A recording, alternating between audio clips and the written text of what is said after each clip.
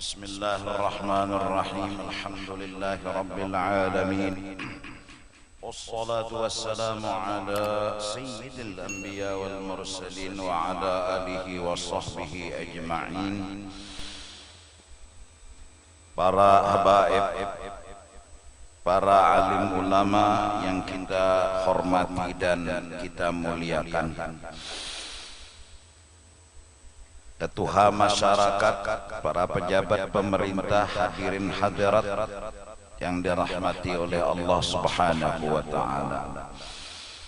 Kembali sama-sama kita meningkatkan rasa syukur dan terima kasih kita kepada Allah Subhanahu wa taala atas nikmat Allah yang selalu ada dan hadir dalam kehidupan kita. Hingga pada malam hari ini kita dikumpulkan oleh Allah Subhanahu wa taala di tempat yang mulia ini dengan niat yang baik. Semoga amal ibadah yang kita lakukan pada malam hari ini, pertama, kesalahan-kesalahan kita diampuni oleh Allah, kebaikan-kebaikan kita diterima, dibalas oleh Allah, dan semoga syafaat para nabi, para rasul, dan para wali kita dapatkan di dunia dan di akhirat. Amin amin ya rabbal alamin. Salawat dan salam selalu kita memohon dan meminta semoga salawat dan salam, kehormatan, kemuliaan, keagungan diberikan oleh Allah kepada junjungan kita Nabi besar Nabi Muhammad sallallahu alaihi wasallam. Begitu juga kepada keluarga sidin, sahabat, tabi'in wa tabi'ihim bi ihsanin ila yaumiddin. Hadirin hadirat yang dirahmati oleh Allah, di antara yang pernah disampaikan oleh baginda Nabi sallallahu alaihi wasallam adalah idza aradallahu bi'abdin khairan, apabila Allah menghendaki kepada seorang hamba itu khairan ay husnal khatimah, matinya beriman, hidup di dunia beruntung, di dunia beruntung, matinya beriman, selamat. Allah bila menghendaki seseorang seperti itu mendapatkan beruntung dan mati beriman, pertama faqahahu fiddin, Allah beri taufik orang itu mudah, nyaman, katuju menuntut ilmu agama, katuju hadir di majelis-majelis ilmu agama, ketujuh dengan orang-orang saleh, ketujuh dengan ulama. Hadirin yang berbahagia, dalam hidup dan kehidupan kita siapapun pasti memerlukan lawan ilmu, lawan paham, lawan mengerti. Hal yang paling penting dalam hidup kita berilmu, paham, dan mengerti. Itu yang kita tuntut siang, malam, pagi, dan sore. Hingga apabila kita berisi ilmu, paham, mengerti, segala masalah akan bisa kita jawab sebesar apapun masalah. Kalau datang musibah sakit dalam hidup kita, yang paling penting bagi kita adalah pertama paham dan mengerti.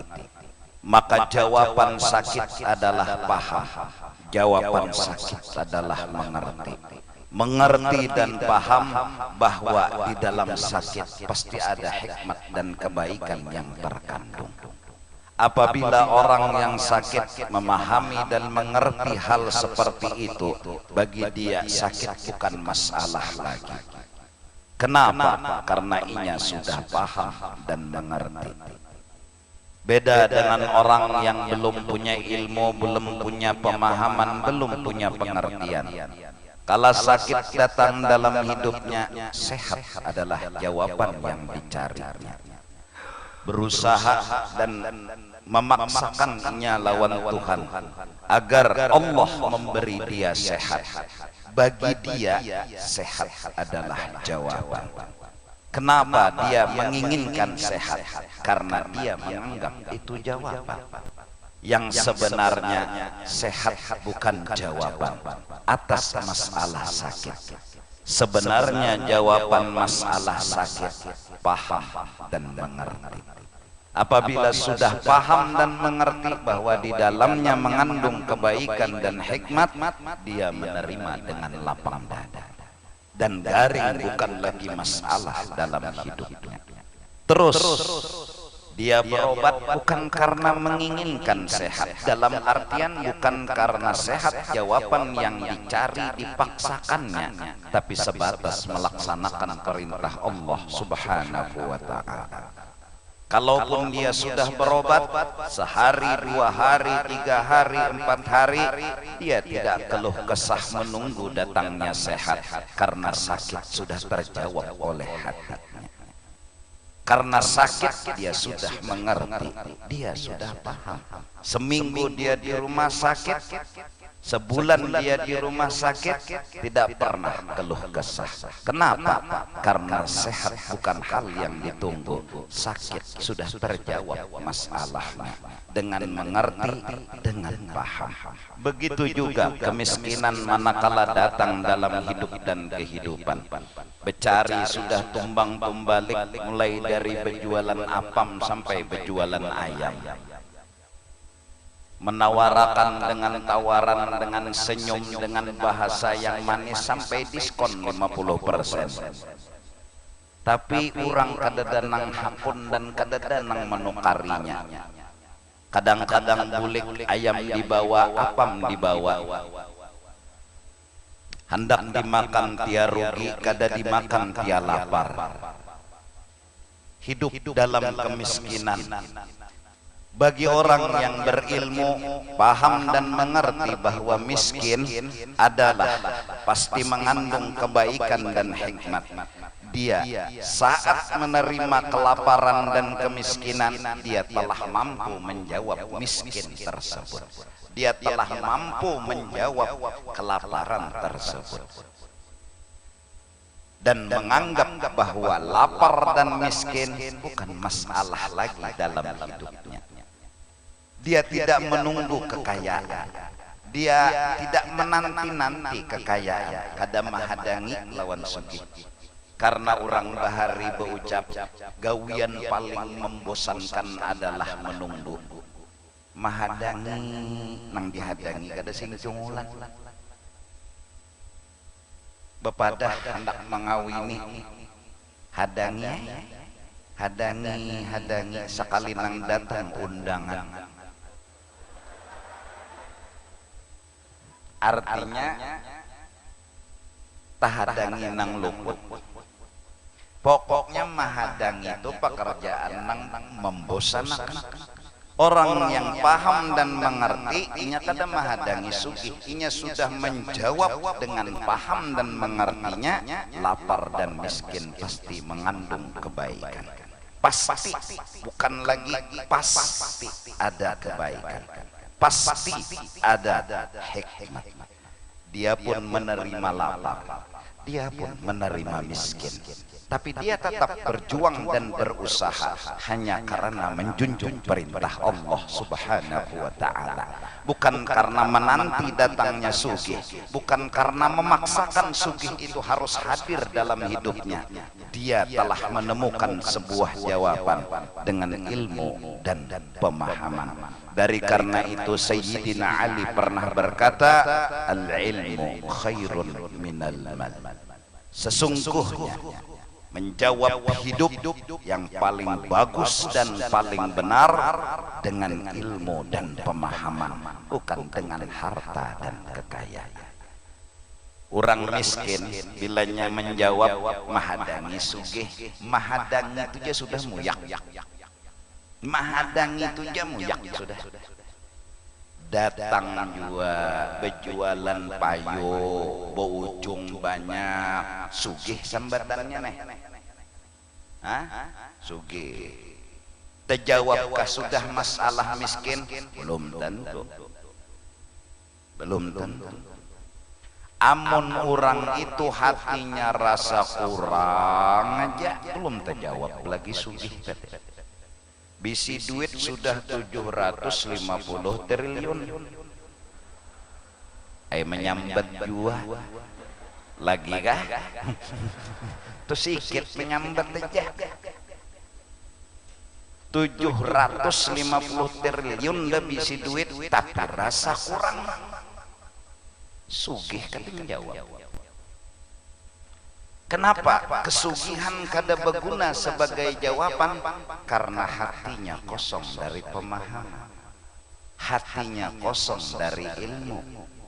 Kekosongan hati menyebabkan sugih kada berguna dalam hidupnya, kada sebagai jawaban. Ilmu dan pemahaman paling berharga di atas segala-galanya. Lebih-lebih orang yang hidup di dunia ini, belajarlah ilmu memahami Allah Subhanahu wa ta'ala. Belajar mengerti, belajar paham lawan Allah ta'ala. Pokoknya Allah ta'ala tuh kada tapi mengalihkan juga lawan kita, kada tapi membarati juga lawan kita. Sidin tuh meminta sebuting aja unda ja Tuhan lawan wubuhan nyawa bertaan, minta undanina dimengerti itu aja. Wa ma khalaqtul jinna wal insa illa liya'budun.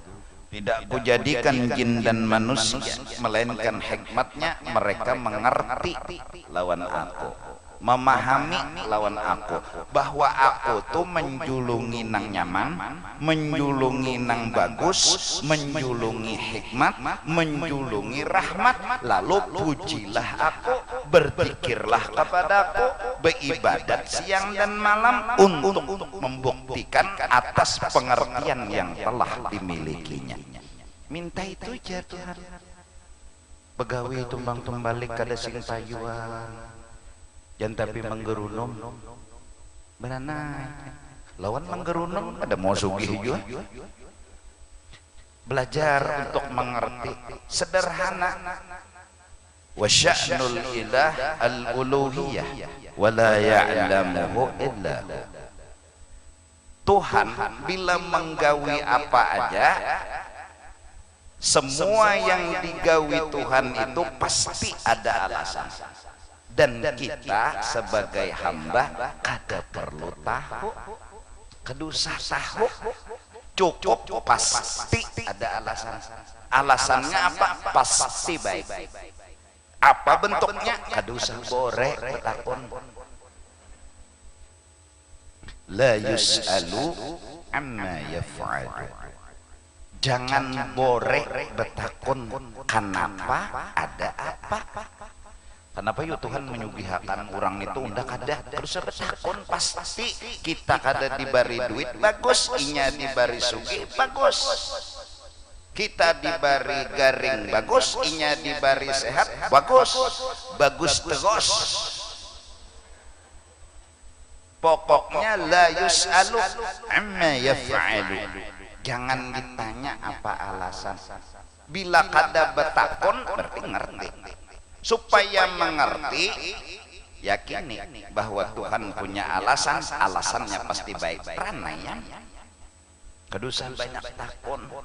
Kenapa yuk tahun ini berhumah tetapi berhasil? Pasti ada baiknya. Baiknya nang apa? Baik kada tahu nang nyatanya dulu bilanya kada berhasil bahuma dapat pelajaran apa sebab jadi kada berhasil.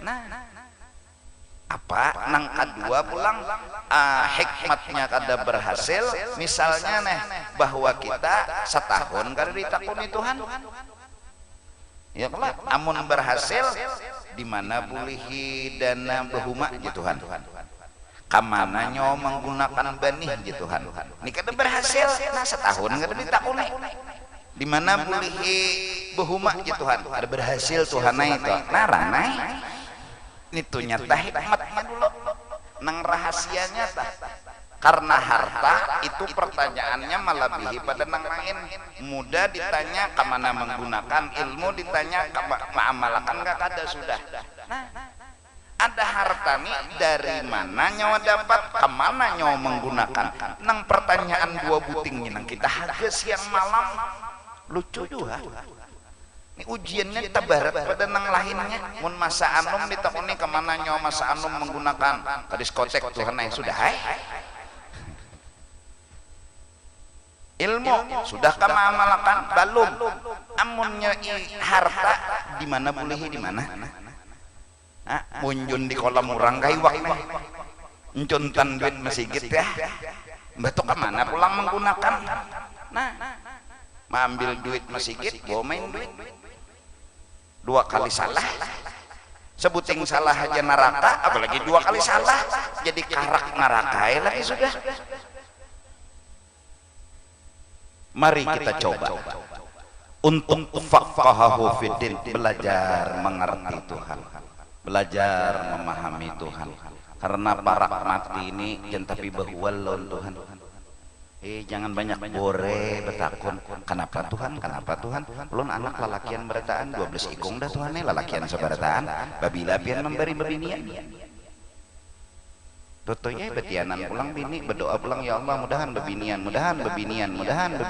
kabul lalakian yang keluar ya Allah kabul kelak karena lalakian ini cager bebini jadi bebinian bujur ke dah labio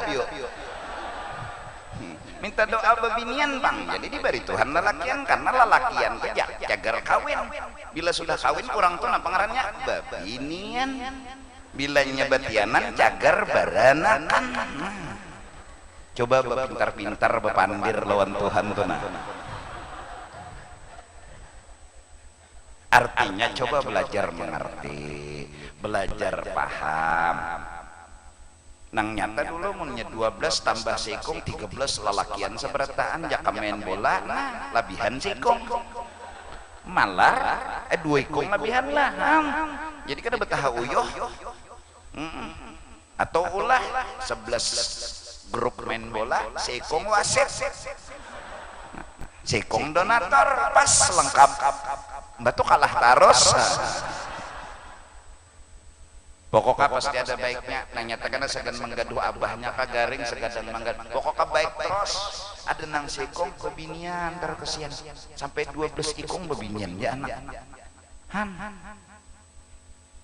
minta juga sudah macam-macam dah nasihat kampung nang diamalkan mulai berhurupan cawat lah macam-macam nih kada tapi mau kabul juga apa saran-saran orang lah tapi mau congol juga bebinian nang congol sudah pasti ada hikmatnya sekalinya pas orang berdatang bari orang jujuran 5 triliun nah ayo kan ada juga kakek itu jadi contoh magun menyambat juga ada hikmatnya ada pasti baik-baik coba belajar mengerti walaupun tunggal gamatan agar hati ini terhibur agar hati ini jangan lagi disakiti agar hati ini jangan lagi tersiksa kita salah mencari bahagia menurut kita bahagia dengan harta ternyata kada benar menurut kita mencari bahagia dengan pangkat ternyata kada benar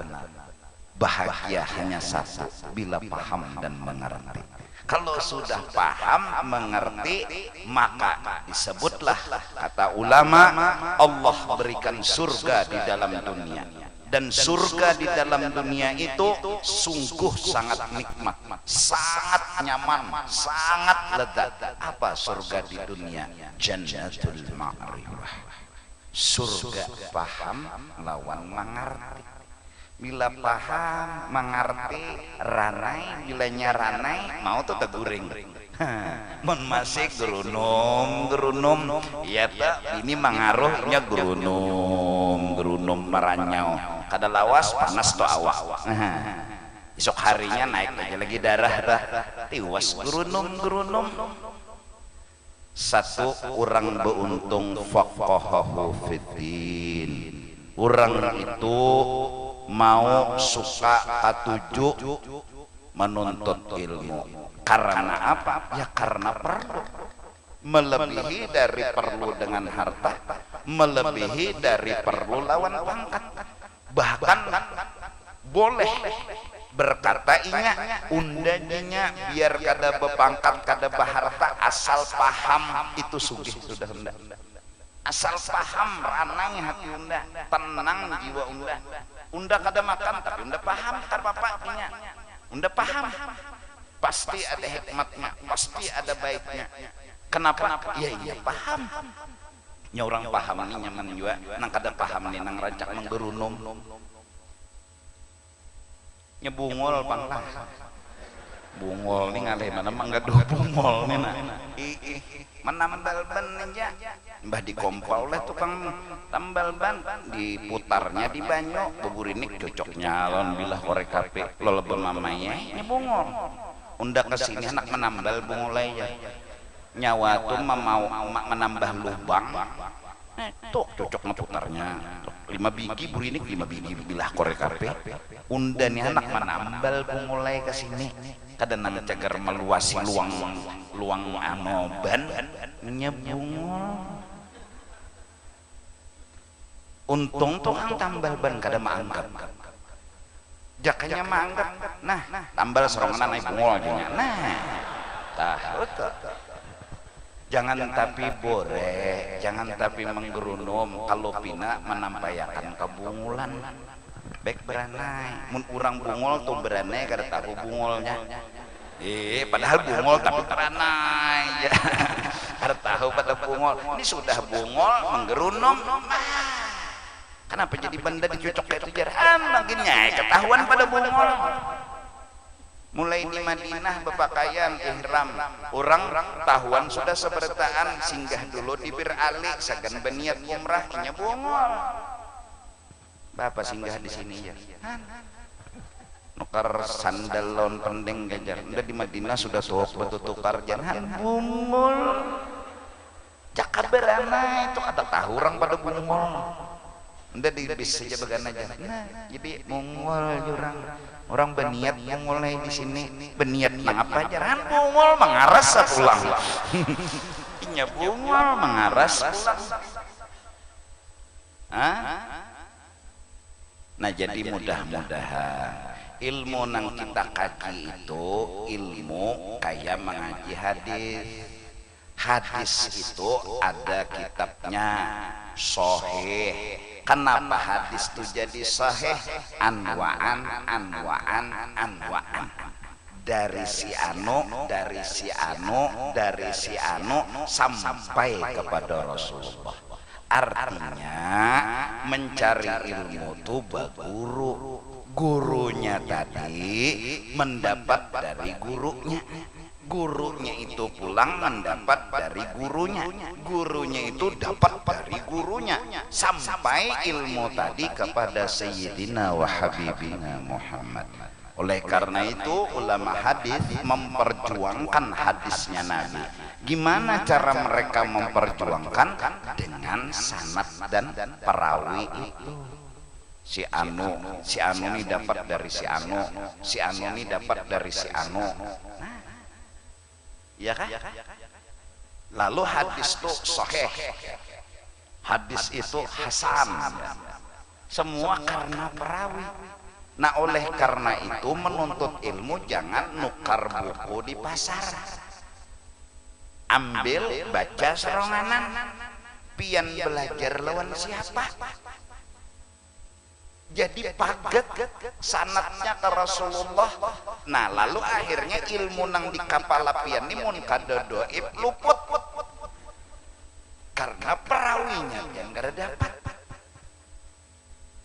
Jadi perlu beguru, seapapun lihainya tuan guru pasti asalnya beguru.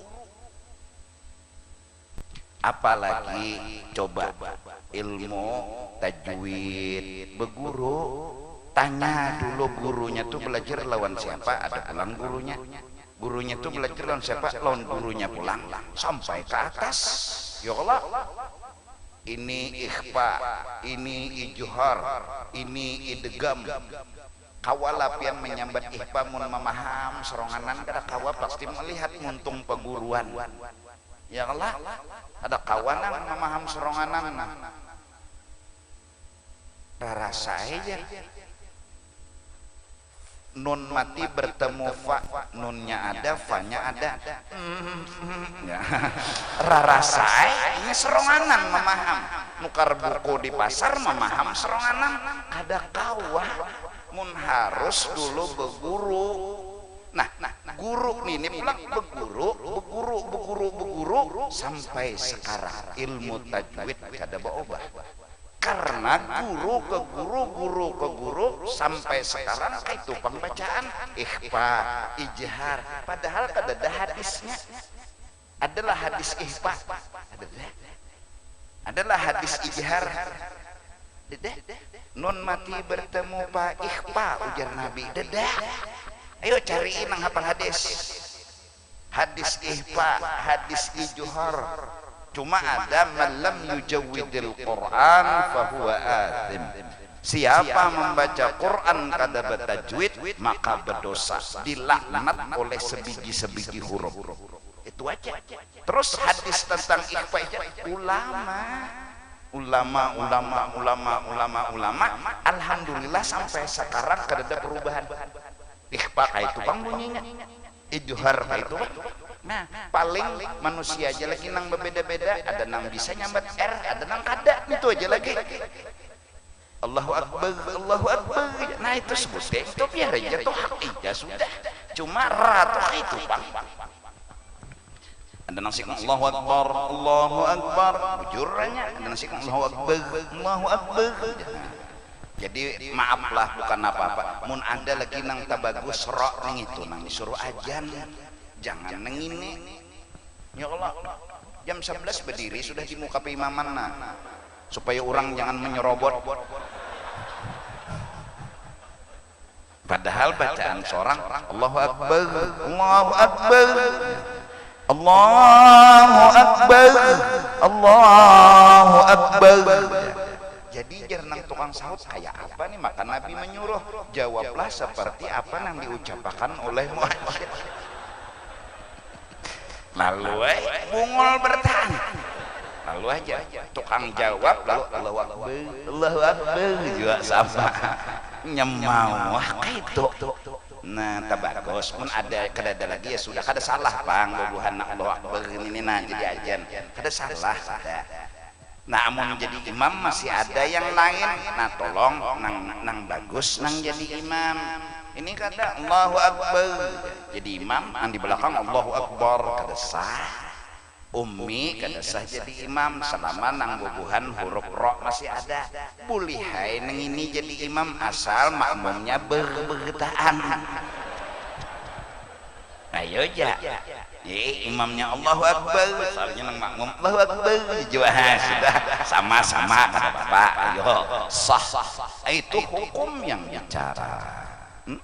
Nah, sebagaimana tajwid berguru dan berguru, begitulah ilmu. Janganlah kita langsung memaham Al-Quran, janganlah kita langsung memaham hadis. Sesungguhnya kata-kata Al-Quran memerlukan ilmu yang luas dan dalam, dan itu Allahu Akbar tidak mudah. Beberapa besar perjuangan dulu dihadapi sampai berapa dulu ilmu, sampai berapa dulu guru yang dikaji. Hajar kawa sebagai mufassirin, sebagai muhadditsin, berapa hadis dulu harus dihafal. Itu pun belum tentu bisa menafsirkan hadis. Nah, jadi mudah-mudahan dengan hadirnya guru-guru yang mengajar kita kayak di pesantren, nah itu guru ada gurunya, ada gurunya, ada gurunya, jadi keluar ilmu. Ya kan? Supaya apa kita? Supaya selamat. Karena hadis saja Bukhari, oh sahih. Muslim, oh sahih. Bukan karena Bukharinya, bukan karena Muslimnya, karena perawi hadisnya itu yang jadi masalah. Karena perawi hadisnya thiqah, keluarlah hadis sahih. Kalau guru kita berguru kepada guru, guru berguru kepada guru, itu jaminan al-ilmul mu'tabar mattasala sanaduhu bi sayyidil bashar. Ilmu yang benar, ilmu yang dipertanggungjawabkan oleh si guru yang berguru dengan guru-guru tadi berguru, perawinya ini semua adalah guru. Jangan mentok di pasar, nang berjualnya selawar handap berulang. Satu, faqahahu fiddin. Kedua, orang beruntung hidup di dunia, matinya beriman, basarahu bi'uyubi nafsih. Sadar, mengakui seorang ada salah. Sadar, mengakui seorang ini ada salah. Kadada dalam benak pikirannya melupakan kesalahan diri. Kenapa? Manusia bertaan pasti ada salah. Kadang-kadang kita nang bungol ya bintambuk deh. Kedede merasa salah, bahkan menyalahkan orang, menghina orang, merendahkan orang. Jujur, siapapun punya salah. Ya jerulun, ulun pian sambati, pian kawa nyambati ulun karena ulun punya kekurangan. Pian pun ulun sambati kawa. Kalau kita hendak bahasa sambatan kan usah ngaleh, pian kawa nyambati ulun, ulun kawa nyambati pian. Kenapa? Ulun punya kekurangan, pian punya kekurangan. Tetapi yang beruntung dan sempurna orang yang mengakui kekurangan. Manusia memang kedadangan sempurna, tapi yang sempurna yang mengakui dirinya kurang lalu memperbaiki. Lalu asik memandang diri kurang, kada sawat dulu mitihi orang. Lalu beruntung buntung benar. Di mana buntungnya? Ai kada menyambati orang. Ya. Munnya menyambati orang hidup karena guring dua laki bini, pian tahu labahnya jadi. Nang malam tadi acara apa jabahnya nang duduk itu dihiga ulun tuh pijal bab kurangnya Allah itulah hong abahnya aja nyambati orang aja nih jadi jena abahnya oh nang dihiga ikam tuh iya jena abahnya tajud nang bini di mana pian tahu langganan kau aja abahnya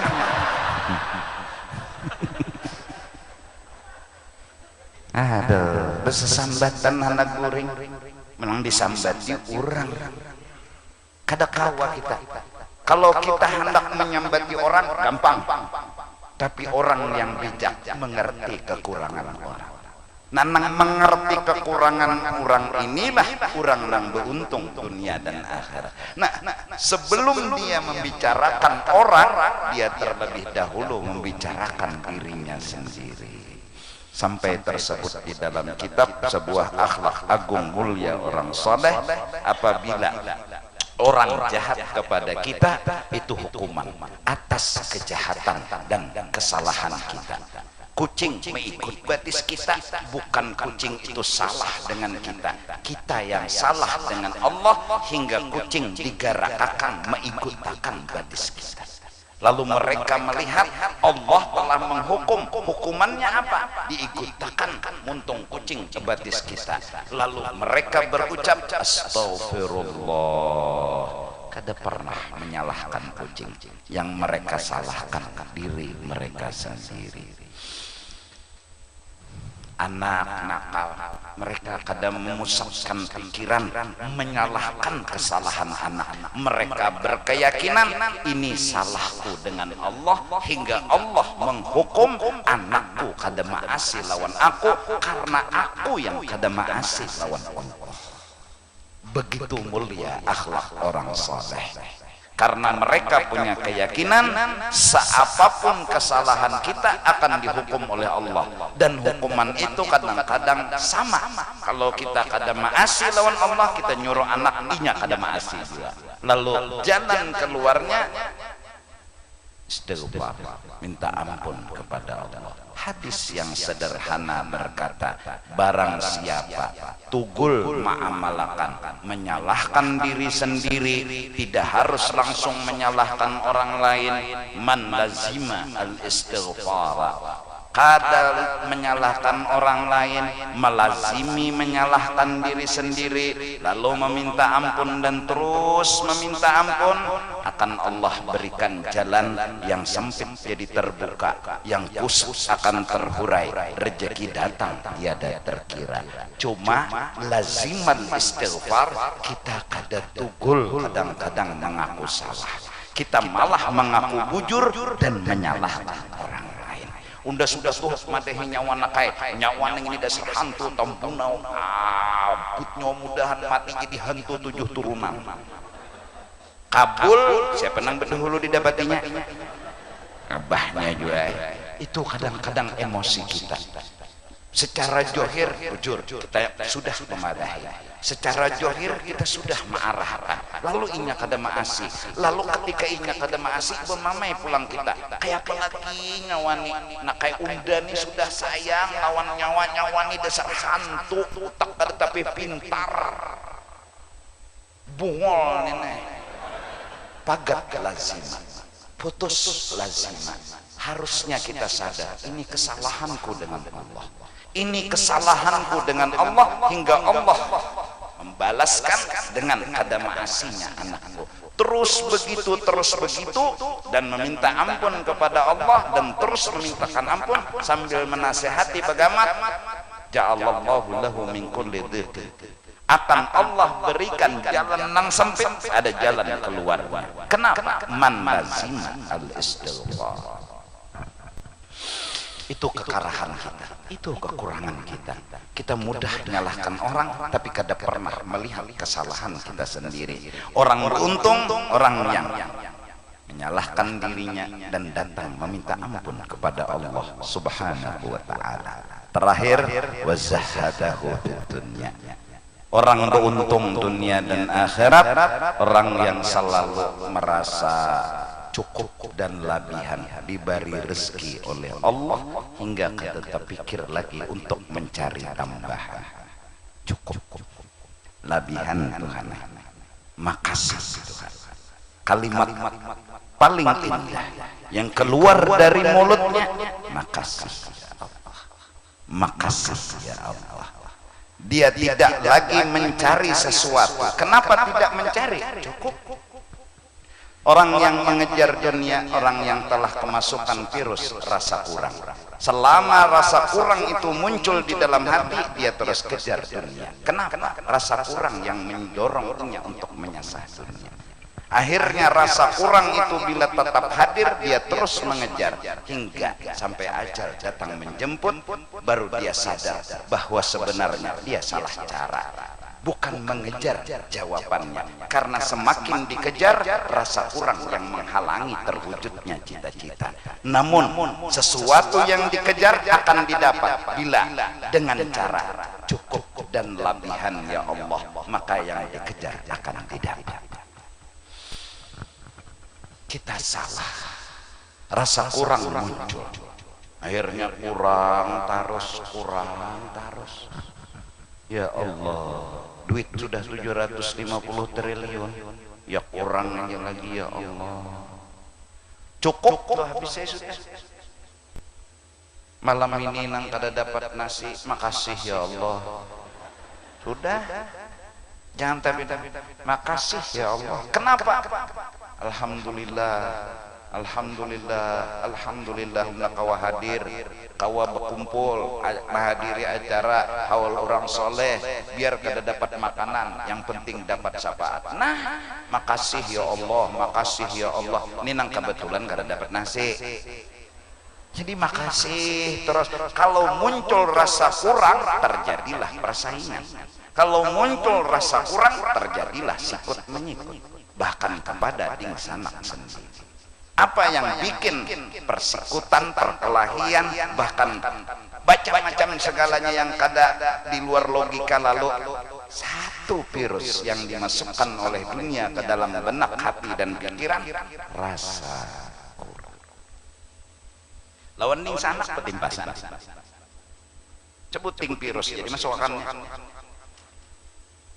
Jauh lalu lawan kada ding sana akhirnya lawan ding sana betimpasan gara-gara merabutakan sekilan tanah aja, sekilan tanah berabut karenanya merasa kurang nyawa bilanya ambil udah timpas, jadi jeneng di sana sekong timpas kita berganti timpas. Nah, sekilan jaka merabutakan separuh dunia ayo je betimpas, ada juga hasilnya separuh dunia tegono jo sedikit lahan ini sekilan segan mati gitu gak cukup kuburan nih.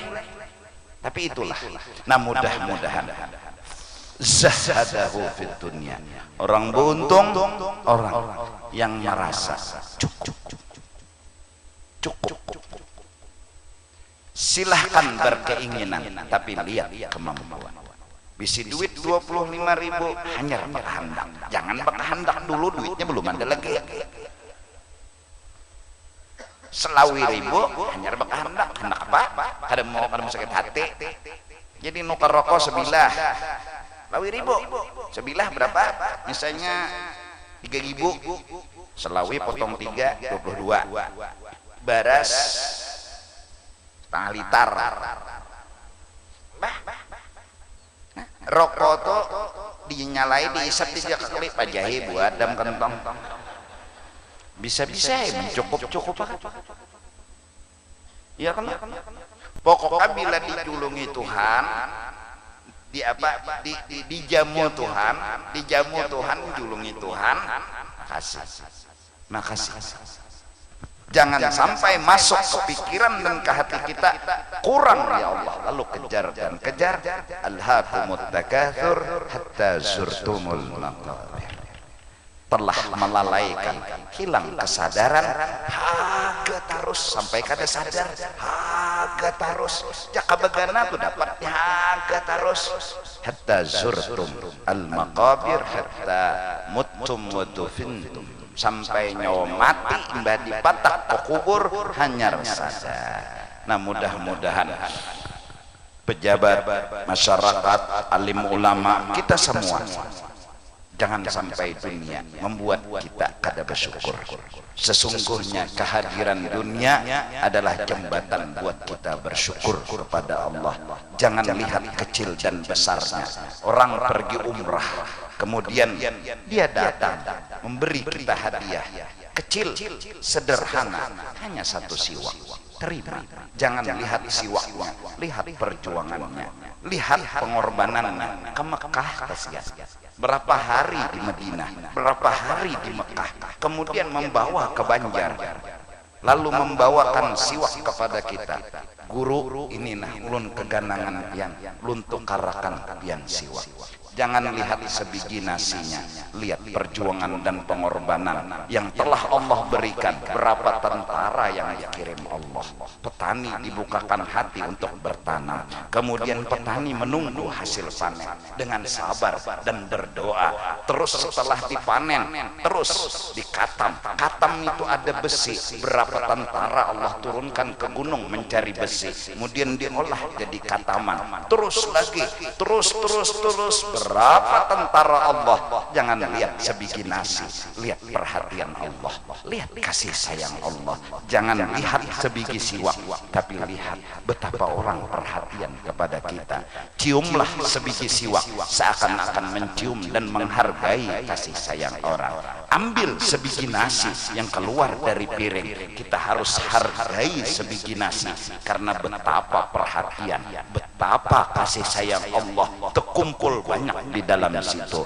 Orang yang menghargai Allah, orang yang selalu bersyukur kepada Allah walaupun hanya sebiji nasi.